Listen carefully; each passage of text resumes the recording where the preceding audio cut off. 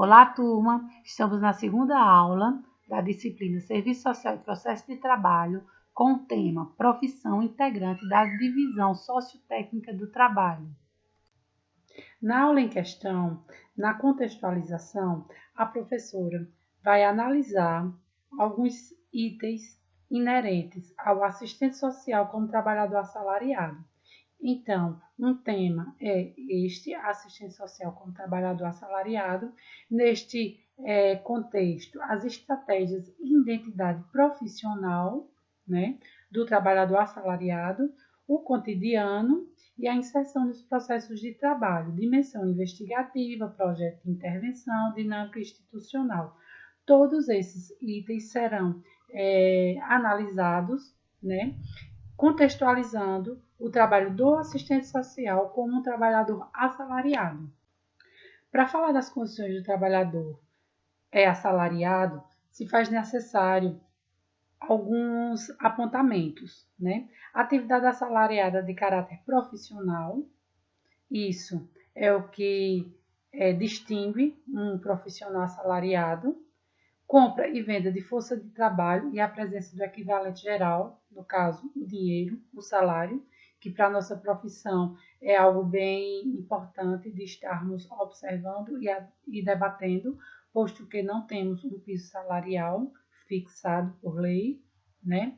E outra situação também é a condição de trabalho assalariado, regulado por um contrato de trabalho, onde esse contrato de trabalho ele vai além, né, das atribuições privativas do serviço social, porque vamos realizar sim, enquanto assistente social, não podemos e não devemos fazer outras atribuições que não o de um assistente social. Porém, todavia, muitas instituições, elas pedem um leque de atividade que vai além das nossas atribuições.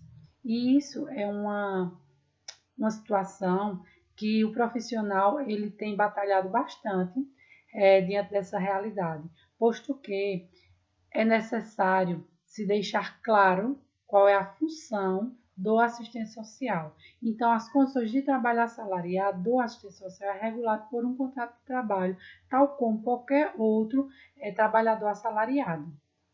E sobre essas condições de trabalhador assalariado, segundo Yamamoto, a condição assalariada envolve a incorporação de parâmetros institucionais e trabalhistas que regulam as relações de trabalho, consubstanciadas no contrato de trabalho, que se estabelecem as condições em que este trabalho se realiza, sua intensidade, sua jornada, né, como foi falado, o salário, controle de trabalho, índice de produtividade, metas a serem cumpridas.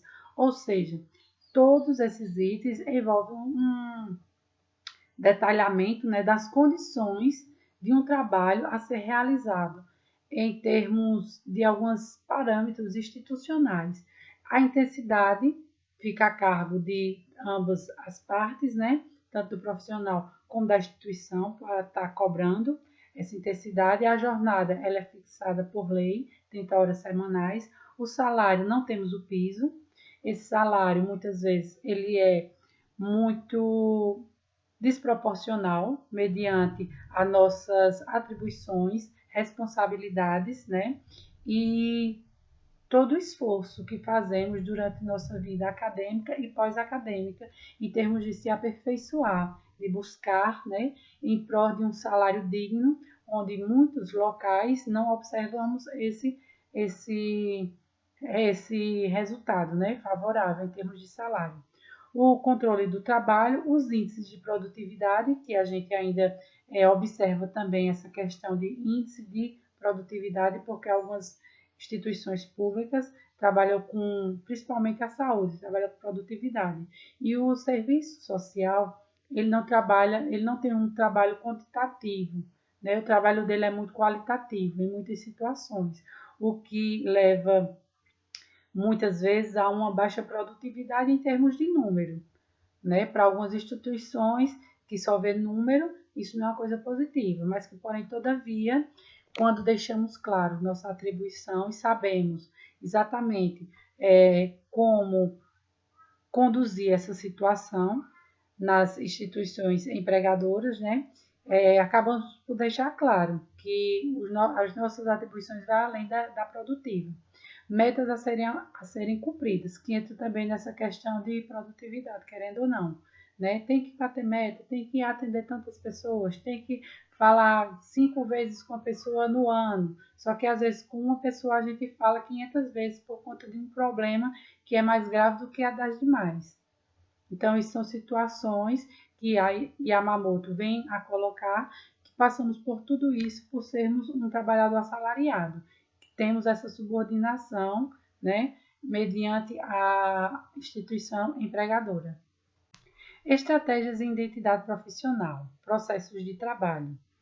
As nossas estratégias na nossa atuação e a nossa identidade profissional são parte dos nossos processos de trabalho, né? E sobre isso, Yamamoto vem a nos falar. Os rumos e estratégias de ação são estabelecidos a partir da elucidação das tendências presentes no movimento da própria realidade, decifrando suas manifestações particulares no campo sobre o qual incide a ação profissional.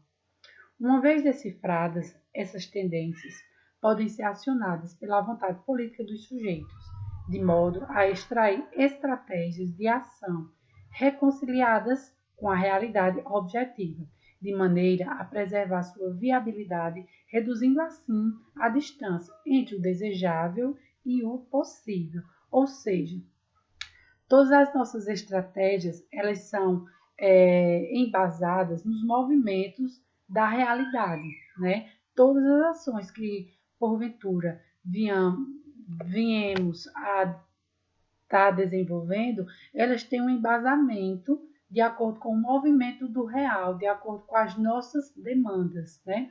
E essas estratégias, elas têm que ser identificadas de forma muito peculiar, porque cada realidade é única.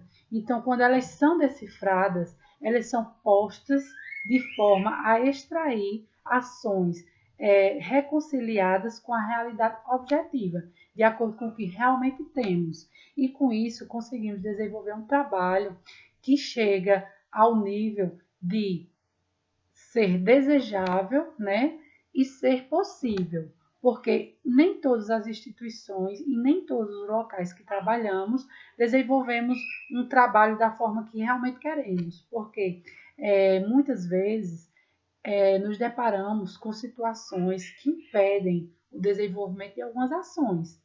Então, essa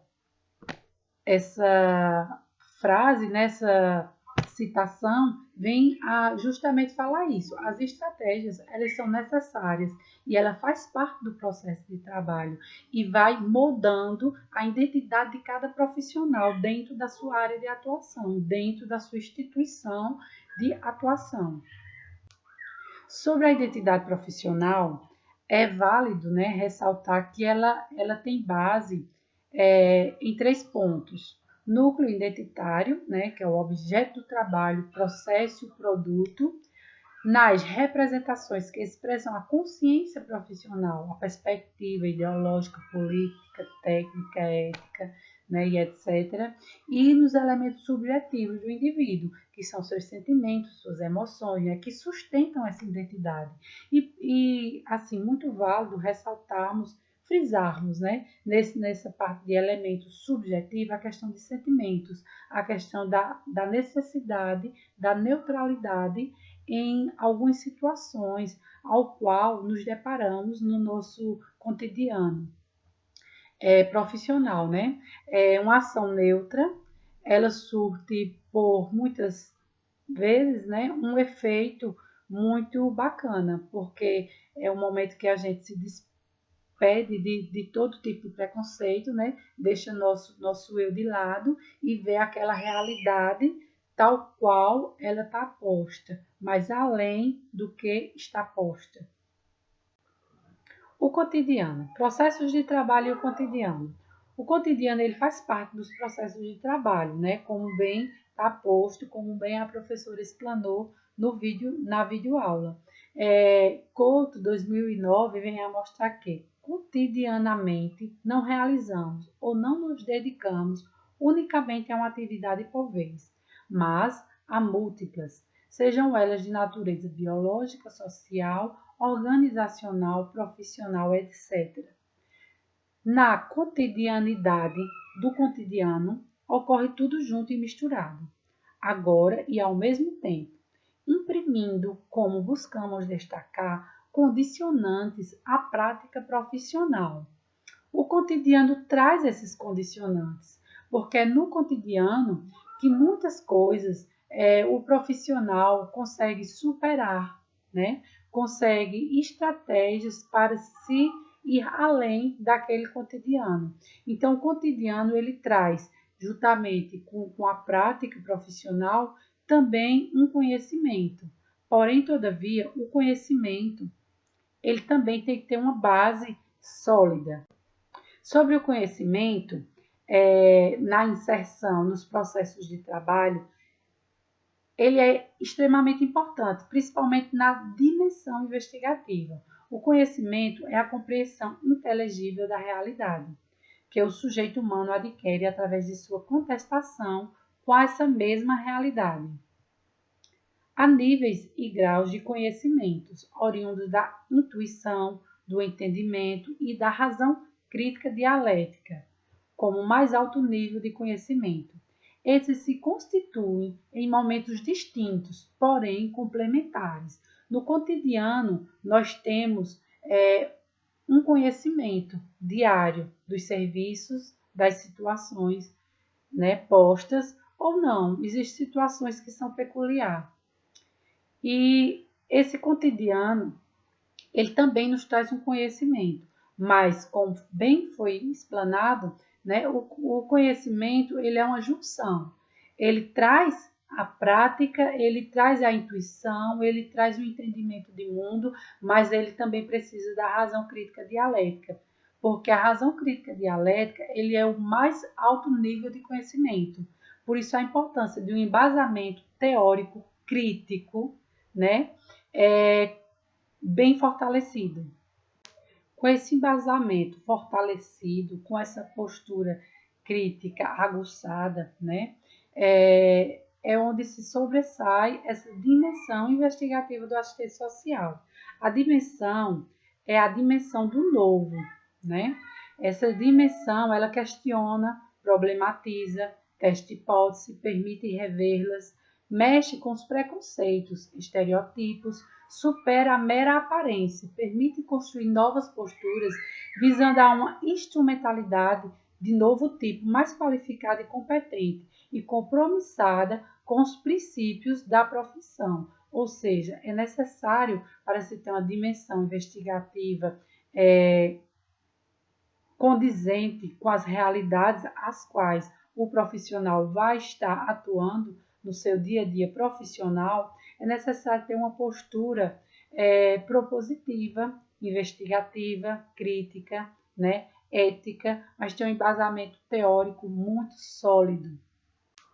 Pois assim é que ocorre a sistematização da prática, né? Esse processo de sistematização da prática permite identificar e problematizar as condições do exercício profissional, os fenômenos existentes, selecioná-los, qualificá-los, suas características, as dificuldades, lacunas, a necessidade de aprofundamento teórico para melhor compreendê-lo e dar adoção de determinado referencial teórico, que permite interpretá-los, funcionando como um momento pré-teórico de maior relevância, isso segundo Guerra.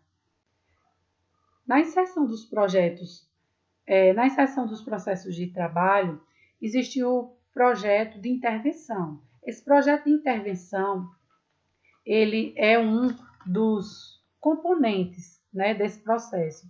E ele é um projeto de intervenção que traz para os profissionais a questão do planejamento, né? A questão do profissional não ficar apenas de improviso, improvisando as coisas. Ele planeja antecipadamente sua ação, né? Ele chega na instituição e mostra aos seus colegas, né, futuros companheiros de trabalho, quais são suas intenções. Então, é um projeto de intervenção, vai intervir naquela realidade. Porém, todavia, para a gente intervir numa realidade, a gente precisa conhecer. Daí a importância de fazer o mapeamento, de conhecer a realidade, para poder estar intervindo.